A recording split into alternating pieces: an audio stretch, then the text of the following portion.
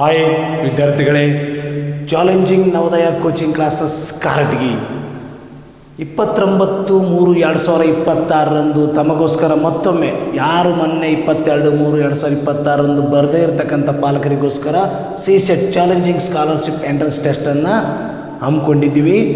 ಇದೇ ರವಿವಾರ ದಿನ ಎಲ್ಲ ವಿದ್ಯಾರ್ಥಿಗಳು ತಮ್ಮ ತಮ್ಮ ಪಾಲಕರನ್ನು ಕರೆದುಕೊಂಡು ಬಂದು ಈ ಪರೀಕ್ಷೆಯಲ್ಲಿ ಭಾಗವಹಿಸಿ ಅತಿ ಹೆಚ್ಚಿನ ಅಂಕಗಳನ್ನು ಪಡೆದುಕೊಂಡು ನಮ್ಮ ಚಾಲೆಂಜಿಂಗ್ ನವೋದಯ ಕೋಚಿಂಗ್ ಕ್ಲಾಸಸ್ ಕಾರಟಗಿಯಲ್ಲಿ ಒಂದು ಸೀಟನ್ನು ತಮ್ಮದಾಗಿಸಿಕೊಳ್ಳಿ.